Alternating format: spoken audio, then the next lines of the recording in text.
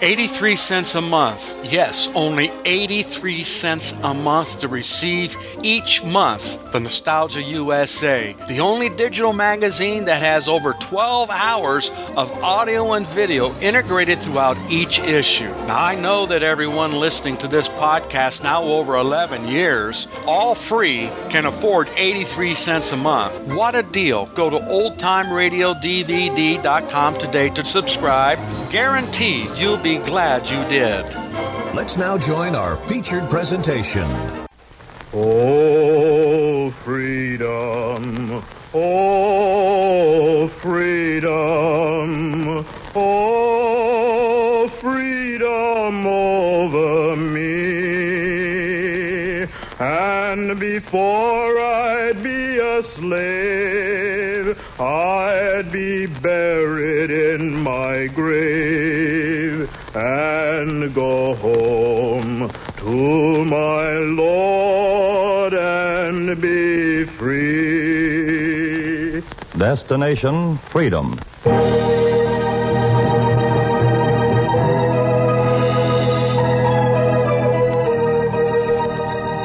The Chicago Defender and station WMAQ bring you Destination Freedom, a new radio series dramatizing the great democratic traditions of the Negro people, interwoven in the pageant of history and a part of America's own Destination Freedom.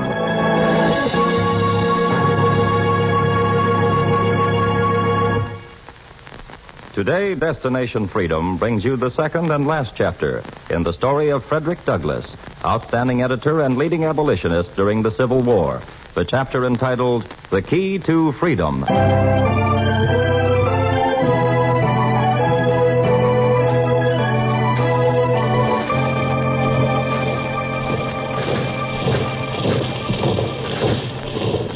There were soldiers in the streets and cannon in the valleys. The Civil War was on.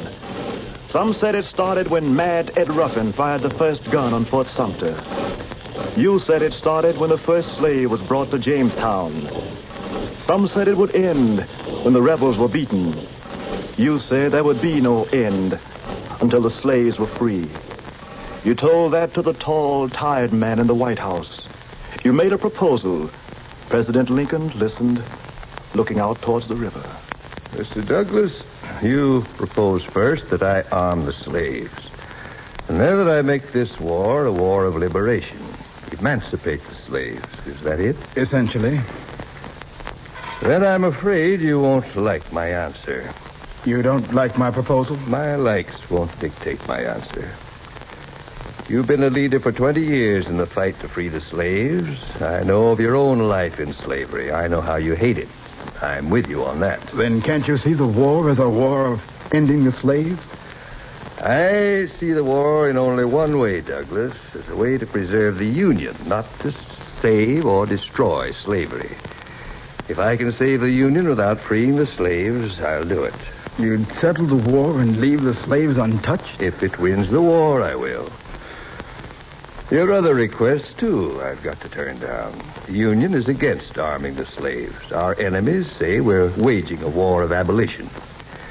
We're only waging a war to bring the Union together again. But, Mr. President... I know how you feel about this. My feelings I hold to myself.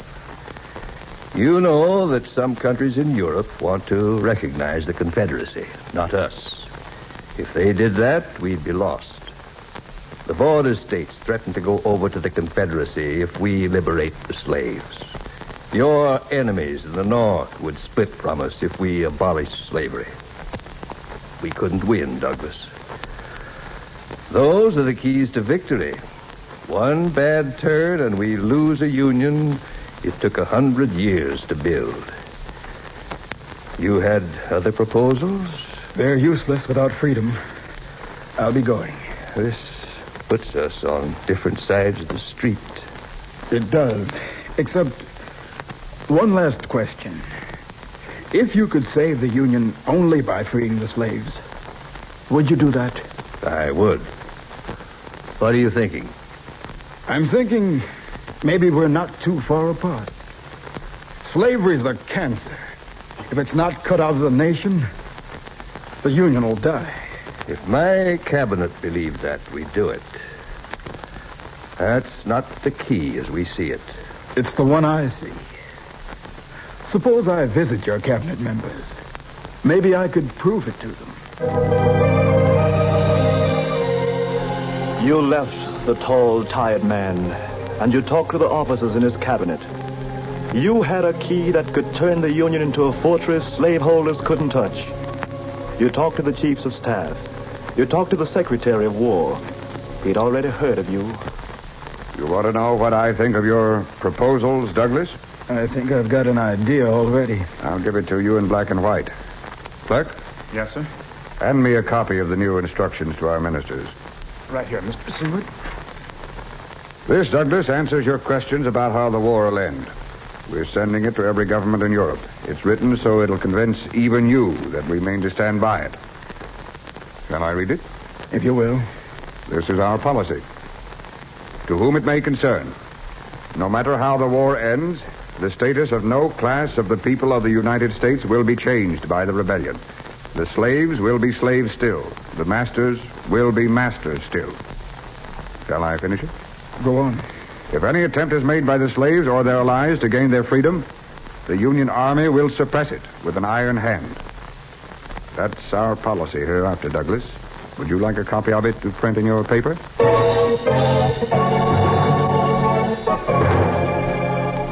You crushed the copy in your hands, and you walked towards home.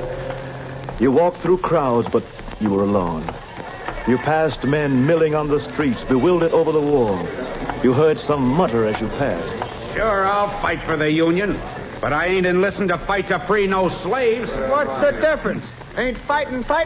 Freeing slaves ain't fighting. It's foolish. I don't see it that way. Oh, this here Lincoln's gone too far. The war's a mistake. Come to terms with the Confederate States, I say. That's sense. Let the South have the slaves. Let us alone. We ain't fighting to free the slaves. Then why are we sending the boys off to fight? Because of guys like him, that's why. Who are you talking about? Him walking around free and easy. He's the cause of it. Look at him. Yeah, let's show him. Come on, guys, get him. Come on, don't Catch him. Catch him there. There he is. Come on. You ran through the streets that had been free to you for 20 years. You ran from men who thought they could be free only when you were in chains. You ran and your heart was sick. You ran home to your print shop to Anna and your sons. They had been waiting to print your story. Louis, George, get some water. Dad, what happened to you? Your coat's bloody, Dad. What's the matter? Who did it? Now, boys, stand away and let your father alone. He'll talk whenever he's ready. Sit here, Fred. I'll be all right. Are the papers ready? One edition, Dad. We waited for you to set up the headline story. Did you see the president? You see Lincoln? Boys, let him alone. He needs rest. Can't your eyes tell you what happened? You needn't ask. There are mobs roaming the streets, hating what the war's about. They've been after your father. You'll stay in and rest now, Fred. Never mind, Anna. I'm all right. I'll write my story. Louis. Yes, Dad? Set the tape. Let the new edition go out this evening. And the story? It'll be about the war. Headline it, "To Save the Union, Free the Slaves." Is that what the president said? That's what I say. That's what the people will learn. Was Lincoln the way you thought he'd be, Dad? Was he for freeing the slaves? Not now. Well, then what good is he to us? Is that the president you preach for people to vote for? Is that the man you lost your friends to fight for? Louis, before you judge, listen. It's true he doesn't see the war right yet. Then he's no different from the others. He is different. He has a way of reasoning and sort of looking squarely at things. And he's free from prejudice. When a man's free from prejudice, it's not hard to show him his mistake. We've got the key to change him. We'll use it.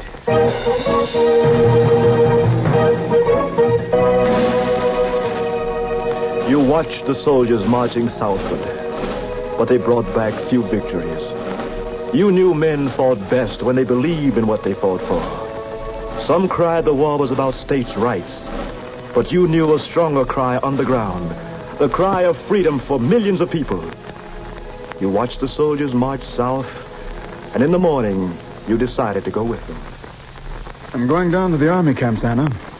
I can't say how long I'll be gone. I heard you. I don't want to leave you and the boys, but someone's got to go into the camps and report to the people why we're losing the war. Some of the generals know me. I can talk to them. If you couldn't influence the president, how can you influence the generals? If the state's policy toward the slaves is a right one, I won't be able to. If it isn't, we can report it. Louis, George. Yes, Father? Yes? You'll go on printing the papers as before. Print the stories I send back and keep the paper going. They tried to stop us from delivering. Deliver them anyway. Spread them as far as you can. I'll write what they're saying in the camps in Florida, Carolina, and Virginia. Are you taking me with you, Dad? Oh, it's too dangerous for a boy just grown. Your time for danger will come, Louis. Be ready for it. It's more important now that you deliver every paper we print. Then you followed the soldiers. You saw how the war was being fought and lost. You talked to officers and men in camps facing Confederate armies. You wrote down what the general said in his tent while rebel cannon cut through the night. We lost the Battle of Bull Run and we're losing this one. Why? Answer's simple. We need men. Confederates outnumber us? No, not that so much. The rebels have got slaves. Slaves are made to build their garrisons and fortifications. Slave labor allows them to put every fighting man in the field. They didn't have that.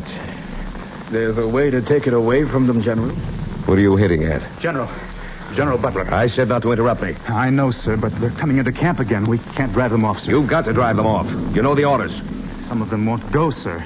Not without... Without shooting? Then shoot. Yes, sir.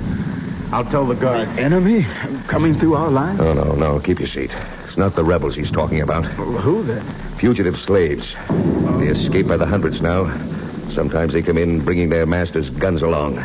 They swarm over into our lines, taking up with us. And you drive them back? I've got to. Sometimes I don't know if we're fighting the fugitives or the rebels. Sometimes I think if we gave them guns, took them in... What would happen? I know what would happen. General Fremont declared all slaves free after his first victory in Louisiana. The president reversed it. They called him down for it. I don't take any chances. I send them back, even if I have to send bullets after them.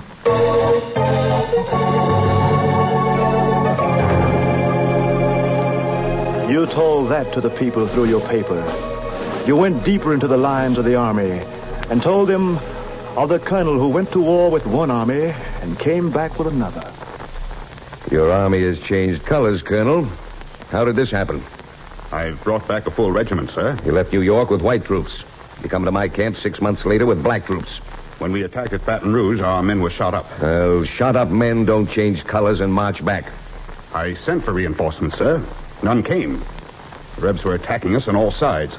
None of us expected to get out alive. We didn't have men enough to dig trenches. Then the fugitives came in. You remember your orders about them? Yes, I remember the orders, sir. And I also remembered we'd all die if we didn't get help. We took them in and gave them guns. They manned the trenches. When the battle was done, I'd lost most of my original regiment.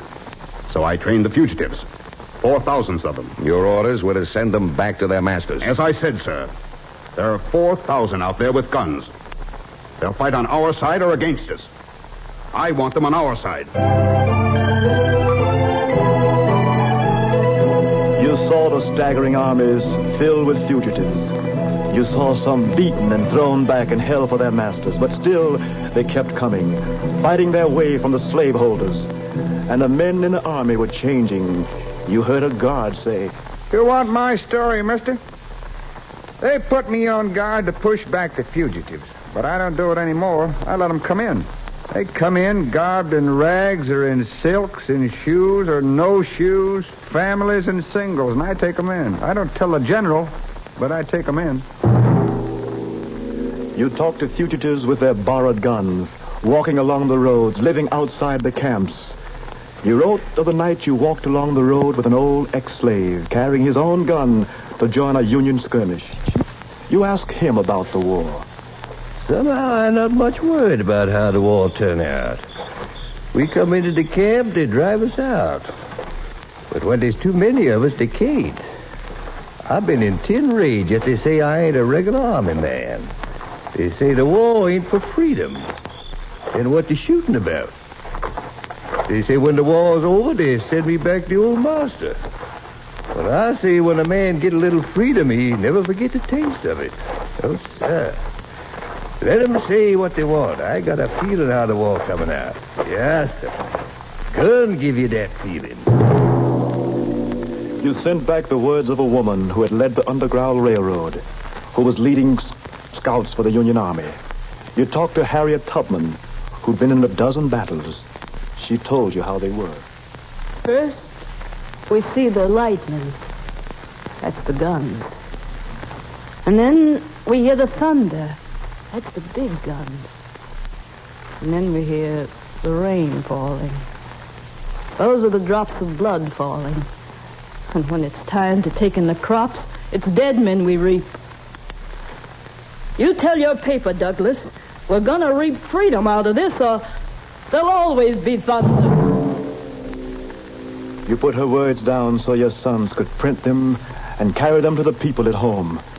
You put down the words of fugitives and generals, officers and men who wanted to find a way to make the war worth fighting and the Union worth saving.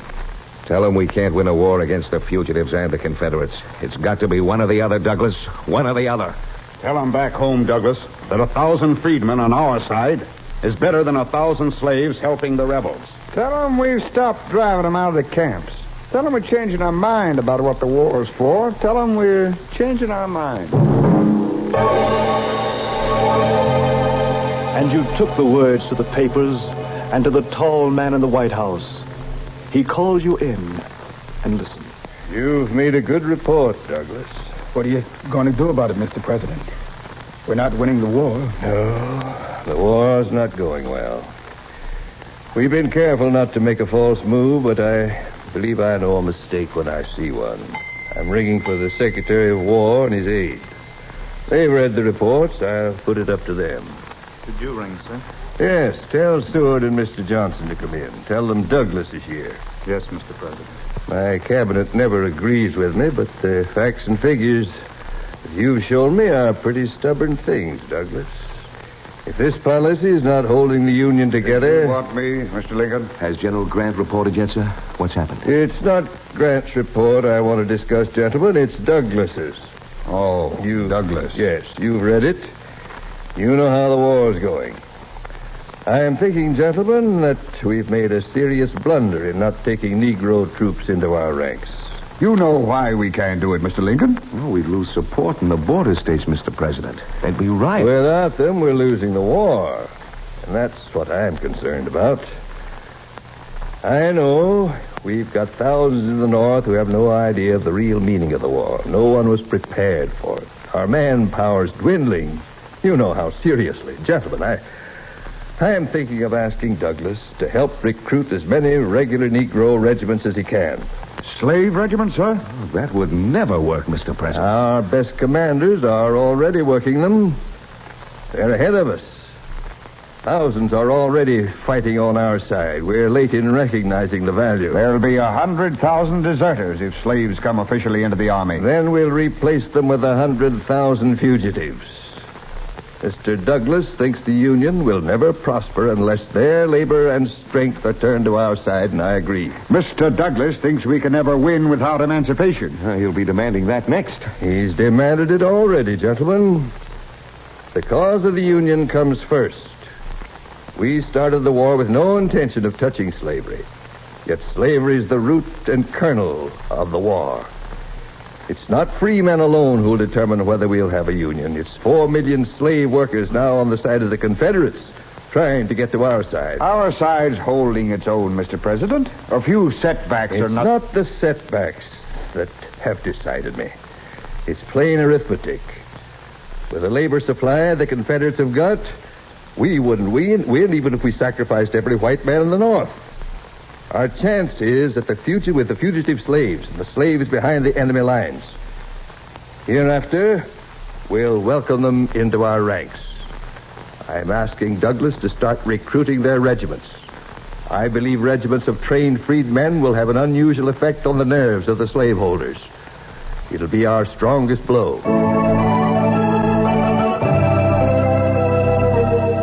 You went out to build up the strongest blow. You went to the platforms and halls and spoke to the fugitives and freedmen. You talked to those who had been driven out of the camps. You asked them to come back. You spoke in the streets, and they listened. Freedmen, slaves, fugitives. The hour is coming when the United States will be a land ruled not by one race, but by one people.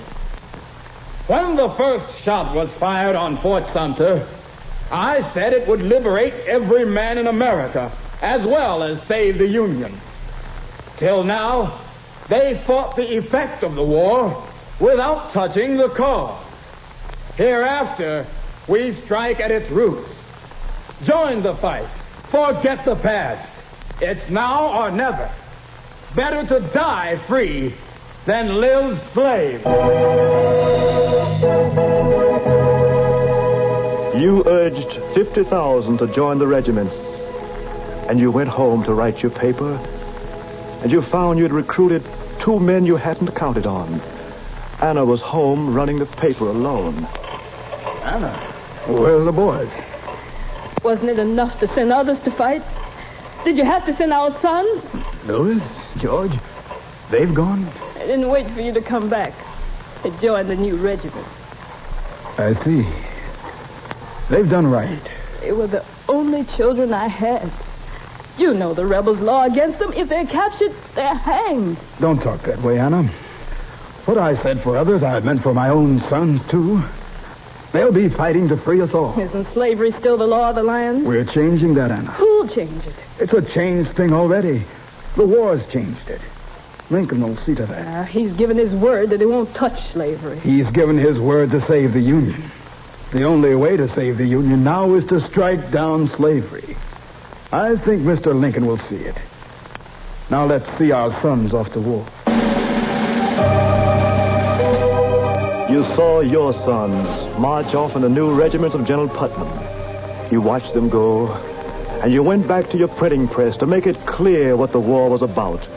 You told the people what you saw in the war. We're fighting for something incomparably better than the old Union.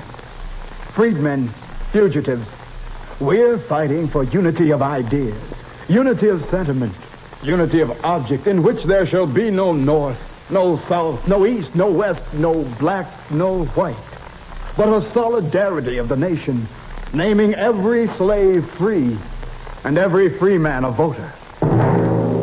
You told those who still doubted the war's end.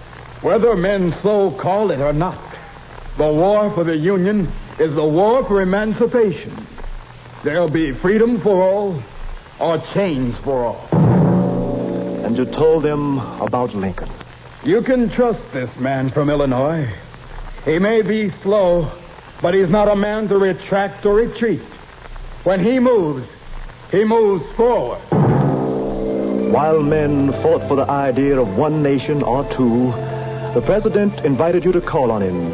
And you told him, I prophesied doom if we go on with slavery, Mr. Lincoln. And I'm beginning to believe you're right, Douglas. There's pressure to make peace now, but it would put the bondsmen back further than they are. Would it save the Union? After a fashion. We're not winning the war, Douglas. We still need more troops, more volunteers. We need workers to raise food for the armies and man the factories. Those you recruited weren't enough.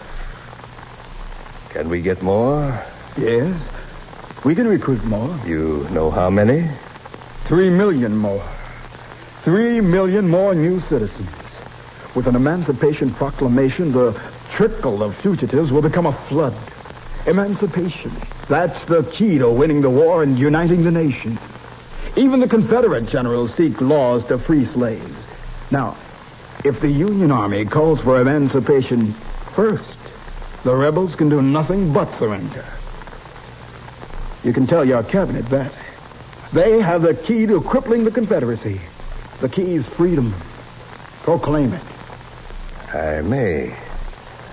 When the reports come in from the field this week, when I've had time to think this through further, it may be done. Mr. President. Yes? A message's come in from General Putman's regiment, sir. Yes? What is it? It's been nearly wiped out at Fort Wagner, sir. Fort Wagner's soldiers wiped out? Yes, that's what the general said. I'd like a pass to visit the grounds. My sons were in that regiment. Yeah, I'll give you the pass, Douglas. When you come back, maybe we can finish our talk about the key to the Union. You left, and you forgot the fight to free 3 million people. You stumbled through the battlegrounds looking for signs of 2 sons. In the morning, you found one. Wounded, feverish. It was Louis. He couldn't see. Louis, do you know me, son? I'm your father. You, Father? Yes, we're taking you home. The doctor says you can go home now. But what did Lincoln say? You never told me. Lincoln hasn't said yet, son. But I believe when you're well again, you'll be in a free land.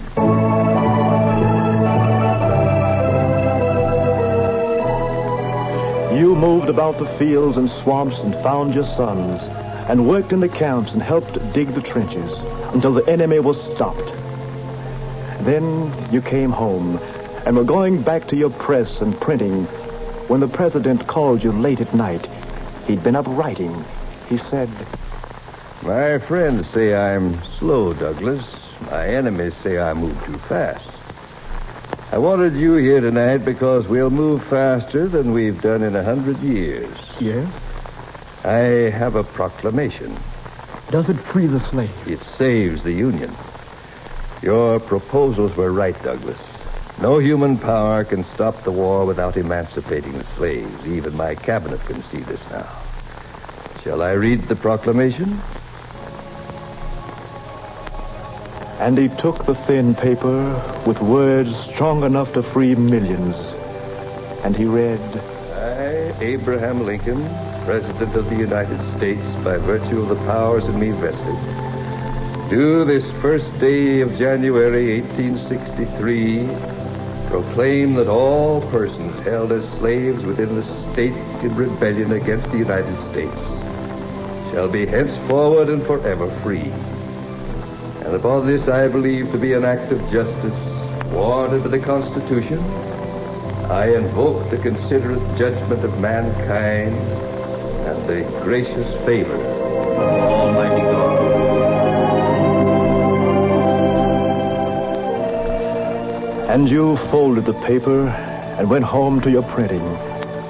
There were still soldiers in the streets and cannon in the valleys, but you knew the war was won. It was the beginning of a nation of free people. Oh, freedom, oh, freedom, oh, freedom over me. And before I'd be a slave, I'd be buried in my grave and go home to my Lord and be free.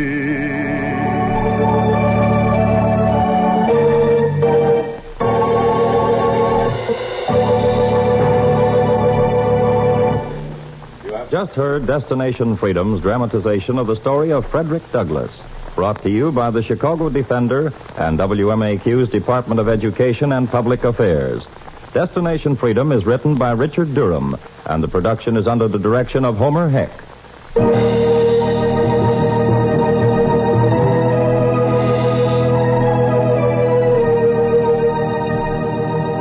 The cast included Wesleyan Tilden, Ernie Andrews, Boris Applin, Oscar Brown Jr., Maurice Copeland, Don Gallagher, Art McCoo, Cliff Norton, Fred Pinkert, and Jess Pugh.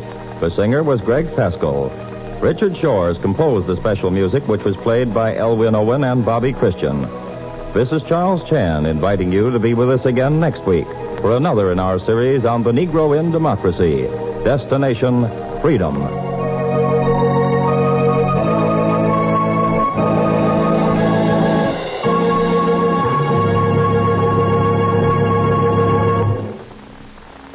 This is WMAQ, NBC in Chicago.